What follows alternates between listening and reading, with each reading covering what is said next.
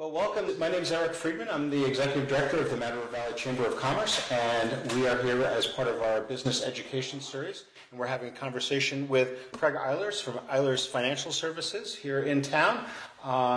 Craig does employee benefit programs for small businesses here in the Valley. Welcome. Thank you. Thank you. Glad to be here. Well, glad you could make it over on this snowy day. Beautiful day. Did you go skiing this morning? I tried, but played hockey. Okay, good for you. So, tell us a little bit about what Eilers Financial does. Sure. I started my business in 1985, and I have been... You were 4 years old. That's right. Wow, that's amazing. Like little Dickie Jameson commercials. But anyways, I started in 1985, and my office is located in the Mad River Green Shopping Center. Have been there since beginning. No desire to leave. Very accommodating location with lots of good things around. Come on, Craig. It's all of the smells from Three Mountain Cafe wafting up there. It's easy coffee. It's easy food. It's all that good stuff. The commute's a bitch, too. Yep. So I do focus on two general areas. One is employee benefits or insurance-related products. And then I also have a full-service financial services practice in addition to the employee benefits. Cool. Yep. And so since 1985, been a chamber member every year. We know. We very much appreciate that, Craig. That's fine, yeah. So you obviously have to stay pretty abreast of what's going on in the healthcare world in terms of the health insurance. Can you give folks, it's a pretty complex issue, as we know, and it's ever evolving. Can you kind of give us a little lay of the land and where we are in Vermont today? Sure, I'd love to. Unfortunately, we're kind of constrained by Vermont laws that control the healthcare market and limit exposure to two carriers that are part of Vermont Health Connect, Blue Cross Blue Shield, MVP.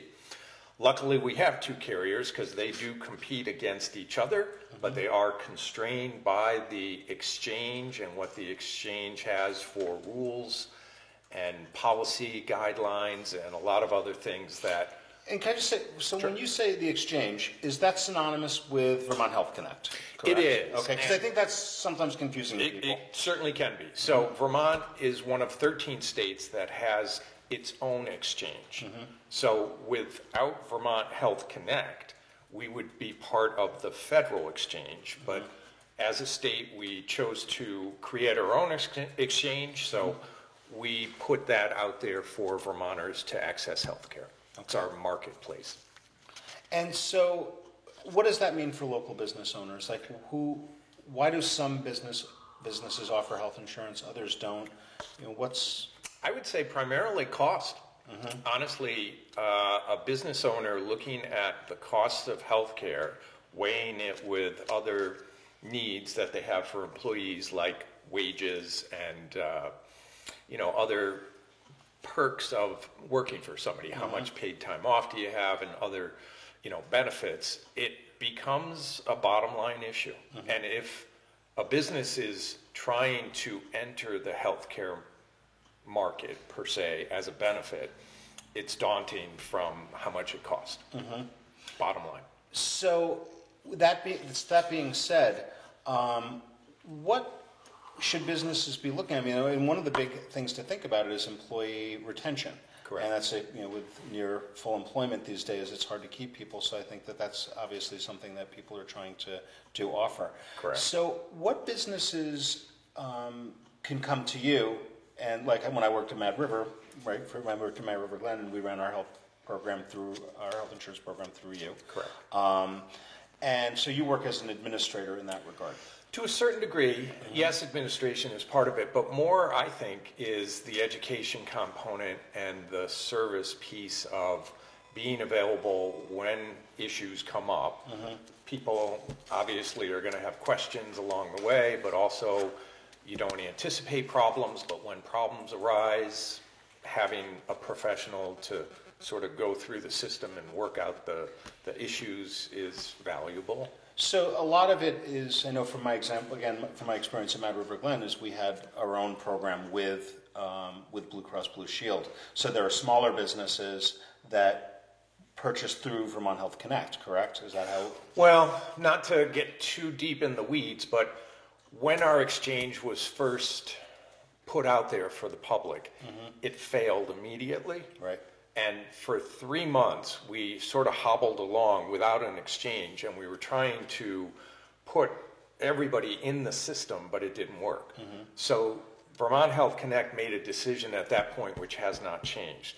Businesses still purchase coverage offered by the exchange, but they do it direct with either carrier, Blue Cross or MVP. So they're not burdening the exchange with the mechanism of trying to enroll and change people and do all the administrative things.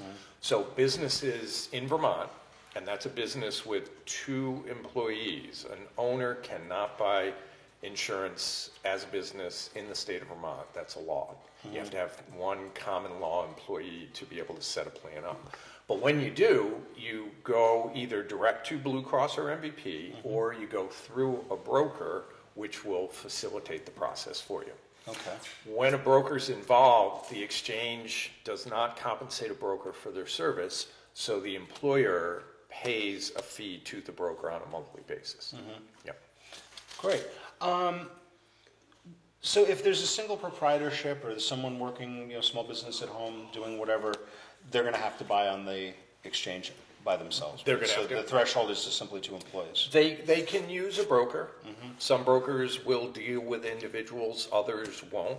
I have no bias. If a small business owner, no employees, needs coverage, I'm happy to facilitate and give them everything they need. So maybe I'm going to beg a question. Yeah. So why would somebody go through the exchange? Yes. The answer to that question is if you are going to get a subsidy based on your income from the exchange. That's the only way you can get assistance for the cost It's of... 4 times the poverty level, isn't that Yeah, right? that's the And general guideline. So roughly speaking, what is the poverty level? It's somewhere around 12 or so thousand for a 12,000. single person. Okay, so roughly $48,000 a year. If you're might- making less than that. You might get some assistance through Okay. the exchange, but you are subject to using that system. So in that case, a broker is not going to be able to help you because, the system is direct purchase for individuals. Now, we're coming up to a pretty important time of the year Yes, we're in open enrollment right now. right now. Yep. Can you explain what open enrollment, that's lay people, we hear that all the time and we're like, what the hell does that mean? Yep. So open enrollment happens once a year. It's usually about a 45-day window. Started November 1st, will stop December 15th. So this is timely. It's very timely. We're right in the middle of it. Chamber of Commerce, we are good, aren't we? You're right on top of it. Yep. So open enrollment allows an active person on any insurance policy to make a change for the coming year, but they got to do it during open enrollment. It also allows changes for enrollment. So if you didn't have your kids on your plan or your spouse and you want to get them on your plan, once open enrollment shuts, that's it. Unless you have a qualifying event, no changes will happen during the calendar And a year. qualifying event is something like a marriage or divorce or someone's born or that kind of thing. You got right? Okay. to lose your benefits because you change your employment or something like that. Gotcha. Yep. Interesting. So this is a busy time of year. It so is. this is when people should be thinking, business owners should be thinking about this kind of stuff. Yep.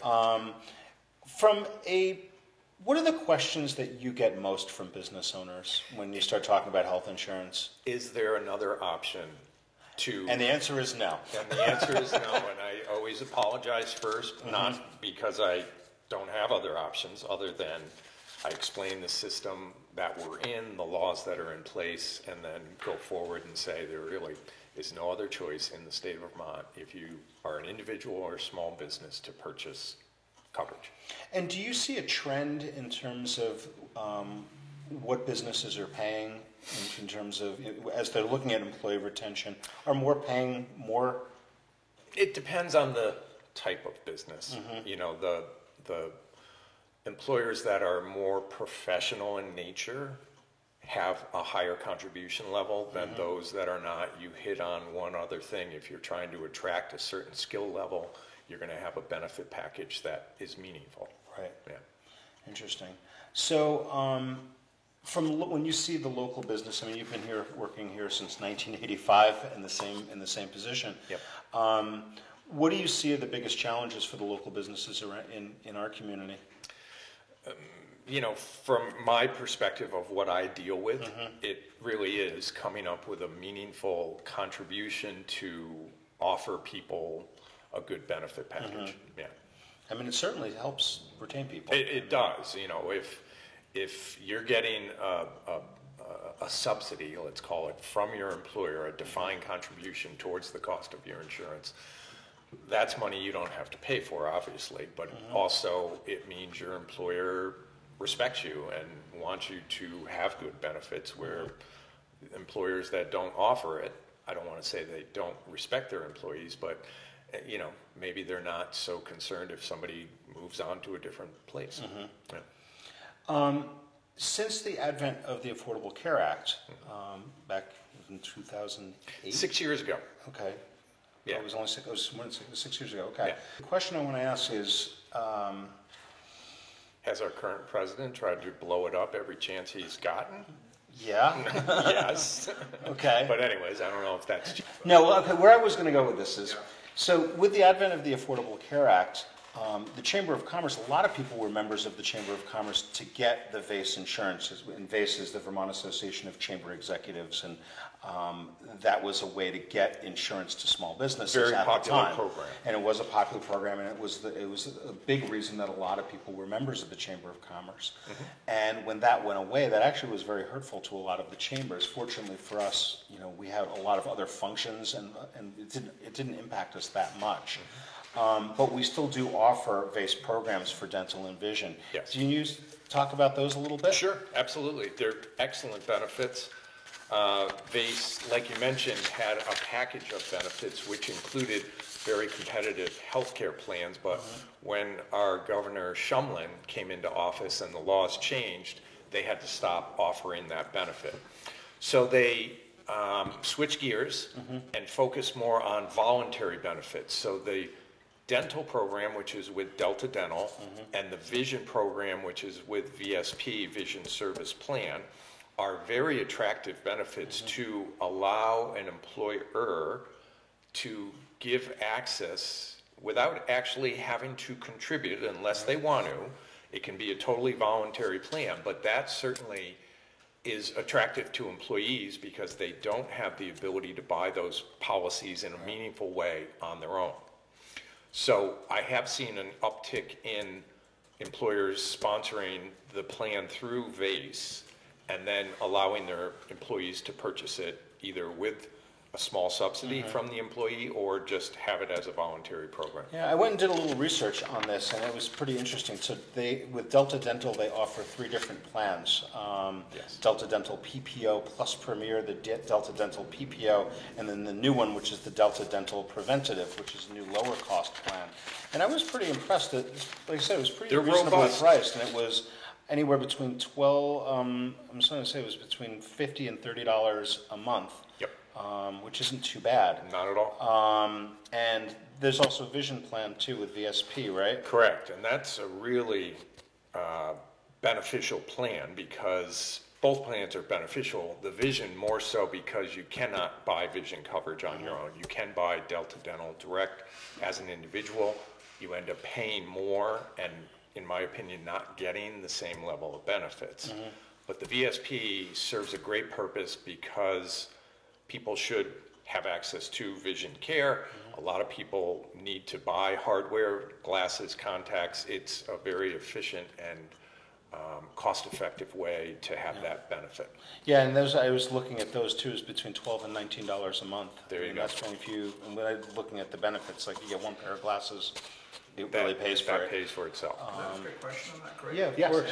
So I understand that the health plans that are offered by employers are not available to the owners of the business, but are the vision and dental plans available? They are. There is no restriction, nor do you have to only offer it to full-time people. If you have a person that works and is on your payroll, that's the only concern. They could work 1 day a week. They could, earn $50. They're eligible for the benefit. Thank you. But an owner Flexa salaries eligible for a health plan, right? They are. Yeah, okay. They are, through the employer. Yep. As long as you have a common law employee, then you can set it up as a group. Yes, Do you have to have a health plan in order to get the dental and vision? you do not. Yeah, that's the flexibility of the program. Yeah, and then I think the only restriction is that the business has to be a member of the local chamber of That's commerce. it. And actually, Yeah, go ahead. individual people, I know you have individual members, you don't have to even be a business to have the coverage. You just got to be a member of the chamber. Well, plus, with all the other great reasons to be a member of the chamber, I agree. it seems like a no-brainer now, Yep, right? very true. Is there any other questions about health insurance, Mimi?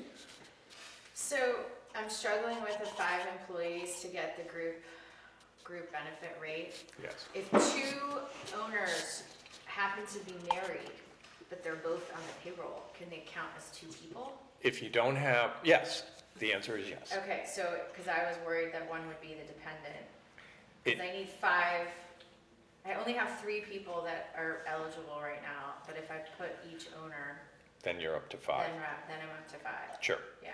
And what Mimi's alluding to, there is a new product in Vermont which is encouraging. The product's offered by Blue Cross Blue Shield. It is individually rated, which is something that is way in the past for us as a state when it comes to health insurance. If you have 5 covered employees, you are eligible to get a quote from Blue Cross Blue Shield for this new product. The pricing is going to be all over the place because it's going to be based on the characteristics of the group. But when a quote is generated, it is a fixed quote just like the exchange. And if it's meaningful, i.e. less expensive than the exchange, it's a valuable option for groups that have 5 employees or more. So that's something new. Are there things that business owners should be keeping on the lookout on the horizon that they should be aware of? Nothing really is on the horizon at this point. We did actually see the market open up last year at this time where associations were granted a license to sell health insurance. That was quickly changed by our president changing a law and then our state Department of Financial Regulation pulling a license for the 2, VACE being one of those 2 associations. So people in the association plans today have to do something different for 2020. That was about the only refreshing thing that happened in quite a while. This new Blue Cross product is something that we'll see how it goes. It's still in its infancy. So until things start really changing from a national perspective, we're not seeing too much No, locally. no interest in making any changes that I know of in state laws. So another thing that has ticked up from an employer benefit standpoint are retirement plans. Those are, again, attractive to employees, and they're not costly and very beneficial because everybody should be focused on saving money for retirement. So I do see more and more interest in retirement programs as an added employee benefit. Yeah. You'd also do some HR consulting kind of work as well, right? I have actually a local connection, Susan Graham, if you know Susan. She works for the company that I work with, NFP, and she specifically is an HR consultant. So when that need comes up, I will call Susan, put them in touch with my client, and she can, do a consulting arrangement. She could come in and work as, I don't want to say an employee, but work there to develop whatever HR needs and then disappear and be available when needed. Interesting. Yeah. Well, that's great. Are there any other questions from business folks that are here? Just one observation. When the exchange came into play, we looked into what the benefits might be in terms of us helping one of our employees part-time, and we found that she was far better off going direct because she basically ended up paying nothing through the exchange because of her overall income level.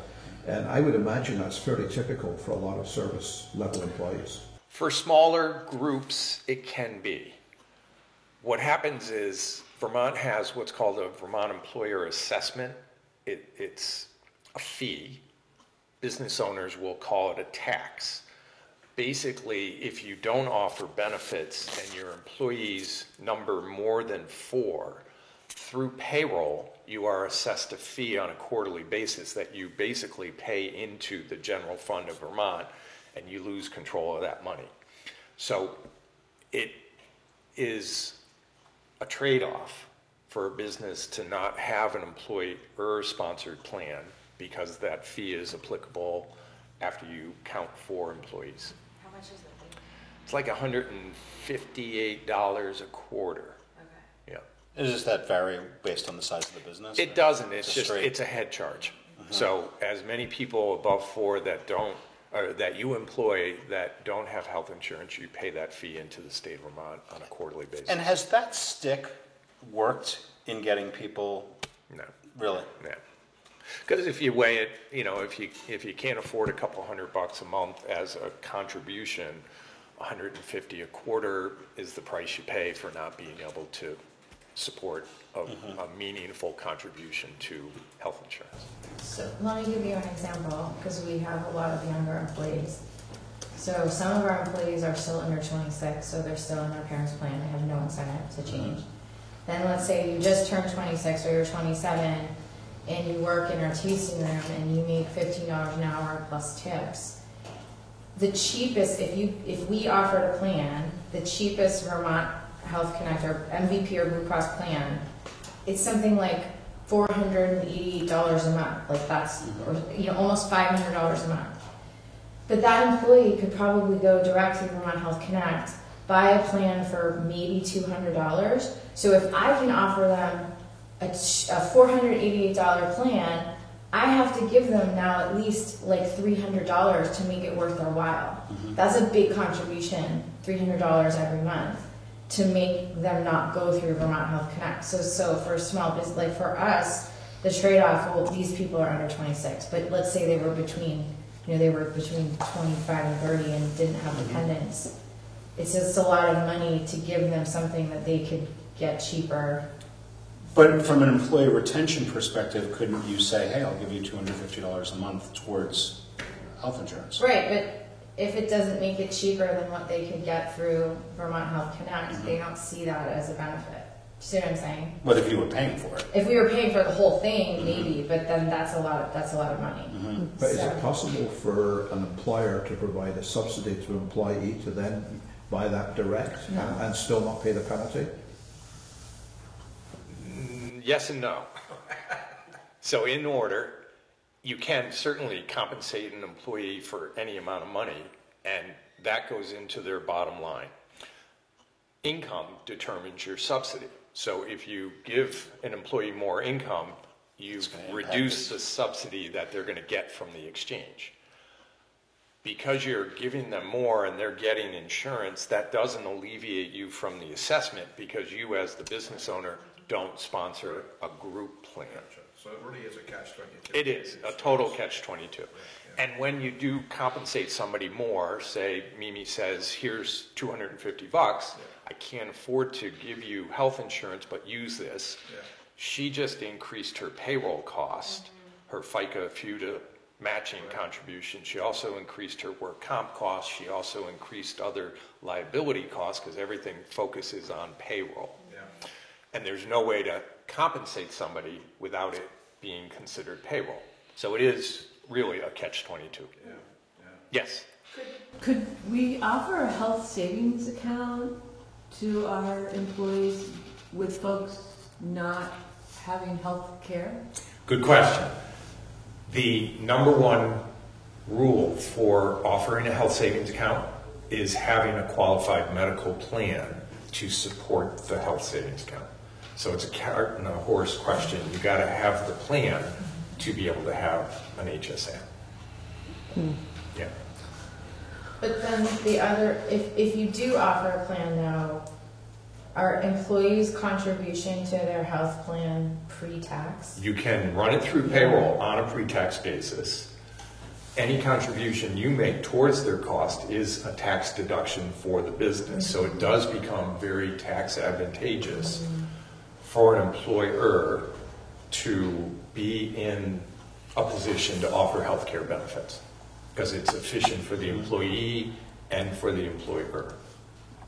So right now, I buy my health insurance, I buy it Post-tax. post-tax.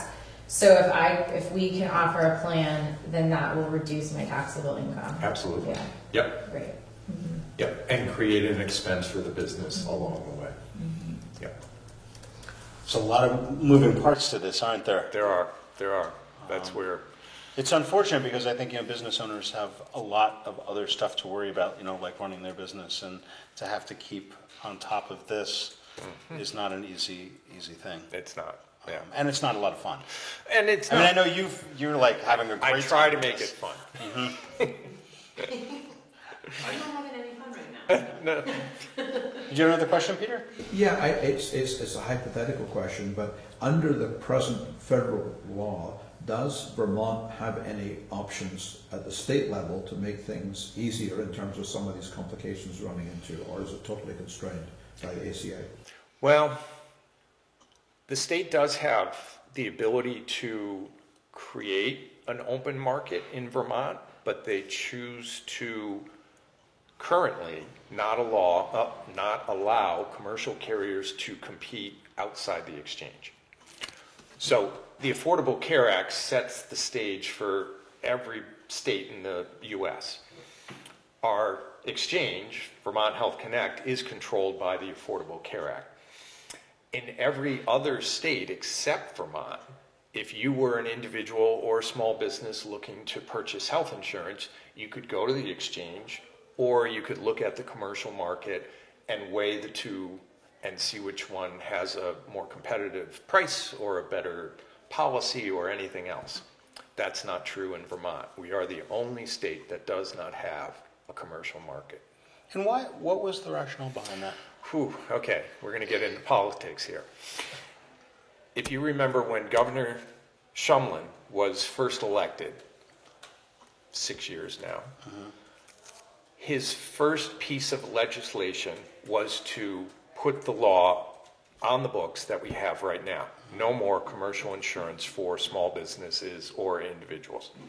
His objective in doing that was to push everybody into Vermont Health Connect.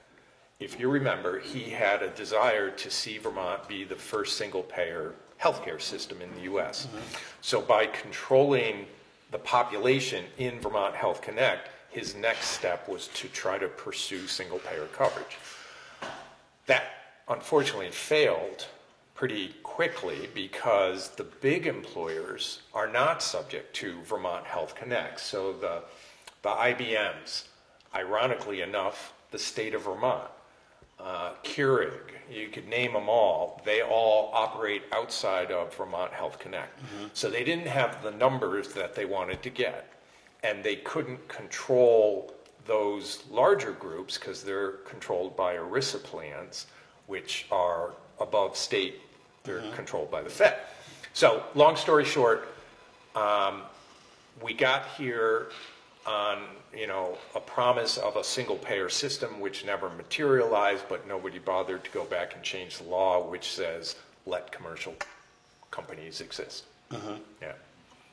So like you said, that was lots of moving parts here. totally. Well, I think from a local business perspective, what's nice is that you're here, and that if people have any questions, you're around most of the time, right? Available. Really appreciate you coming. Absolutely. And it's really good, valuable information, and I appreciate the fact that you keep tabs on all of this for us. Sure. And maybe we'll have you back to talk about financial stuff and other exciting things like finances and insurance again in the future. I'd appreciate it. Keep up the good work. All right, Thanks Eric. so much. Thank you. All right.